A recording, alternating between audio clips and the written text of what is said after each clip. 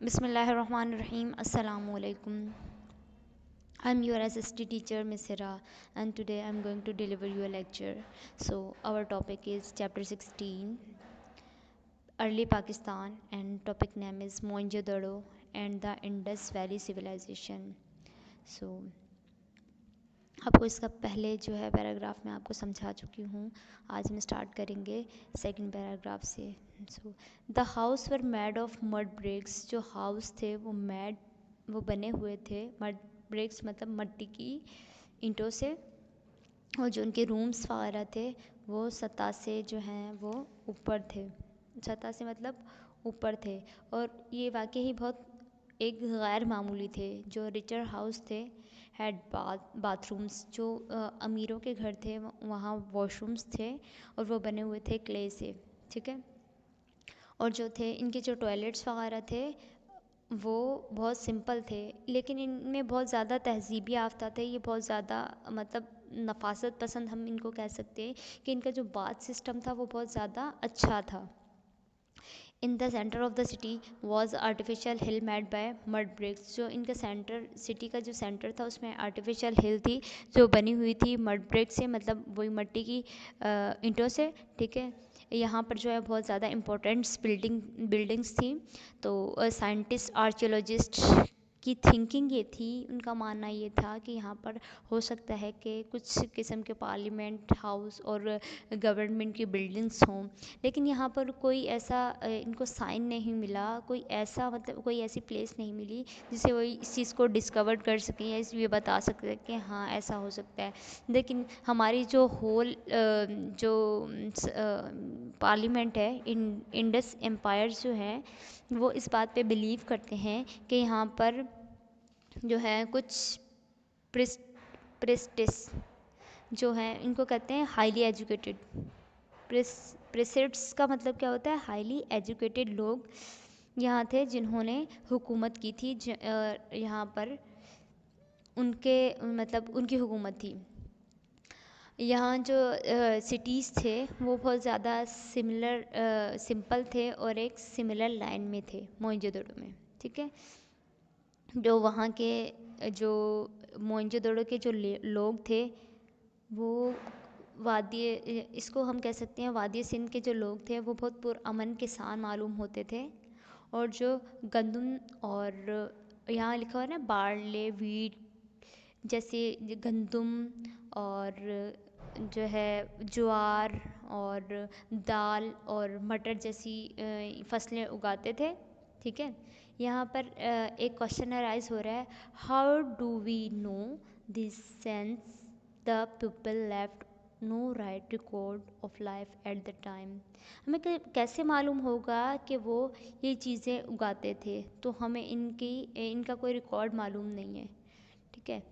तो हम नेक्स्ट पढ़ेंगे तो हमें हो सकता है कि कुछ ऐसा मिल जाए या हमें पता चले. तो कह रहे हैं वहाँ टिनी फ्रेगमेंट ऑफ क्लॉथ्स मीन्स कपड़ों के छोटे टुकड़े मिले जो शो करते हैं, जो बताते हैं कि यहाँ पर जो है वो कॉटन उगाई जाती थी और उससे कपड़ा तैयार किया जाता था. इनके पास कोई भी मतलब ज़्यादा मेटल नहीं थे except gold and the little copper and ब्रॉन्जिन. ठीक है. इस तरह के जो मेटल थे फ्यू मेटल्स के ये जो है ना टूल्स बनाए थे इन्होंने. मतलब मेटल का मतलब कुछ मादनियात से इन लोगों ने टूल्स बनाए थे, लेकिन वो भी ज़्यादा जो है वो पायदार नहीं थे जो इन लोगों ने टूल्स बनाए थे. ठीक है. ये ज़्यादातर यूज़ करते थे वुड एंड स्टोन्स. मतलब ये लकड़ी और पत्थर का इस्तेमाल करते थे. उस दौर में पैसे की दरियाफ्त नहीं हुई थी. वो जो है वो इतने ज़्यादा और इनकी जो लिखाई थी वो भी बहुत ज़्यादा आम थी. कोई भी इतना काबिल नहीं हो सका अभी तक कि वो उसको पढ़ सके. और जो उनके वर्ड्स थे usually appear on clay seals. जो वो ज़ाहिर हो रहे हैं हुए हैं वो क्ले सील पर हुए हैं. इस तरीके से अब नेक्स्ट पेज पे आप देखें यहाँ पर दो पिक्चर्स दी हुई हैं ऑक्स कार्ड की. और ये ओल्ड है. ये जो वहाँ के सैंपल्स में से मिला है, हो सकता है कि ये वहाँ बच्चों का वो टॉय हो, शायद कि ये एक खिलौना हो, या शायद वो गॉड्स की जिस तरह पूजा करते थे, जैसे वर्शिप करते थे, हो सकता है कोई इनका कोई गॉड वगैरह हो। तो और ये ओल्ड है, और ये जो न्यू आजकल जो इंडस वैली में ऑक्स का जो है यूज़ किया जाता है, वो भी बताया हुआ है। इस तरीके से वो कह रहे हैं अबाउट 2000 BC, मतलब कब्ले मसीह। BC का मतलब होता है कब्ले मसीह या ईसाइयों से पहले। ठीक है। जो मोइंजोदड़ो थे, वहाँ पर कुछ ऐसा हुआ कि कोई ऐसी मुसीबत आई कि मोइंजोदड़ो जो है ना, उसमें जो घर वगैरह थे वो गिरना शुरू हो गए। तो जो वहाँ पर घर वगैरह गिरने शुरू हो गए, जो स्ट्रीट्स थी वो भी डिसअपियर हुई। ठीक है, डैमेज हुई। ड्रेनेज पैटर्न जो था, उनका ड्रेनेज सिस्टम था, वो भी सारा ब्लॉक हो गया। ठीक है। और उसके बाद कह रहे हैं कि शायद हो सकता है कि वहाँ का क्लाइमेट जो है वो चेंज हुआ हो, उसकी वजह से ऐसा हुआ हो, या फिर जो है वहाँ की जो समंदर है उसने अपना रुख चेंज कर लिया हो।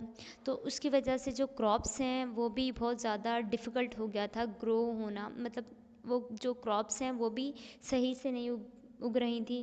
तो लोगों ने वहाँ पर जो है वो लेफ़्ट करना शुरू किया, और जो वहाँ की जो बिल्डिंग्स हैं वो टूट फूट गई थी। तो ये था आज का लेक्चर, और आज हम अपने लेक्चर को यहाँ ख़त्म करते हैं। ये आपका पूरा चैप्टर जो है वो कंप्लीट हो गया है रीडिंग में। अब आपका ये काम है कि आपने इस चैप्टर की रीडिंग करनी है, और जो वर्ड, जिस वर्ड की मीनिंग नहीं समझ में आ रही है, जो भी चीज़ आपको समझ में नहीं आई, तो आप वो मुझसे डिस्कस कर सकते हैं अबाउट टॉपिक।